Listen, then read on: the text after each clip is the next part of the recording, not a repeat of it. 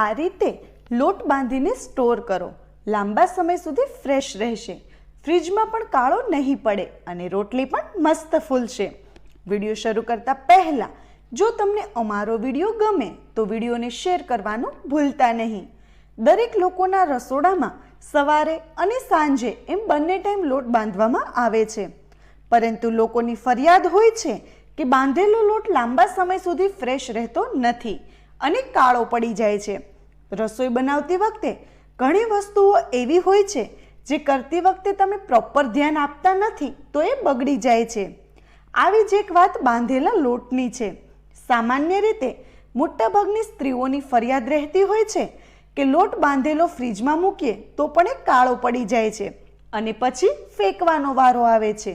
આ સમયે તમે કેટલીક ટિપ્સ ફોલો કરો છો તો બાંધેલો લોટ લાંબા સમય સુધી બગડતો નથી અને ફ્રેશ રહે છે। સાથે જ તમે એ લોટની રોટલી બનાવશો તો એ પણ મસ્ત ફૂલશે। તો ચાલો જાણીએ બાંધેલો લોટ કેવી રીતે સ્ટોર કરવો તેના વિશે। જ્યારે પણ તમે લોટ બાંધો ત્યારે સૌથી પહેલાં થોડું મૂણ એટલે કે તેલ વધારે નાખો। ધ્યાન રહે કે તેલનું પ્રમાણ બહુ વધારે ના હોય। આ તેલ નાખીને પછી કડક લોટ બાંધો। આ કડક લોટ ફ્રીજમાં મૂકશો તો જલ્દી બગડશે નહીં અને તાજો રહેશે।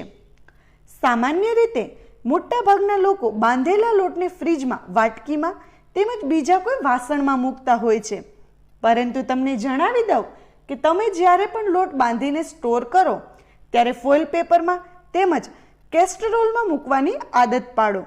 આમ કરવાથી લોટ જલ્દી બગડશે નહીં અને તાજો રહેશે। તમે જ્યારે પણ આ લોટની રોટલી બનાવશો ત્યારે મસ્ત ફૂલેલી બનશે।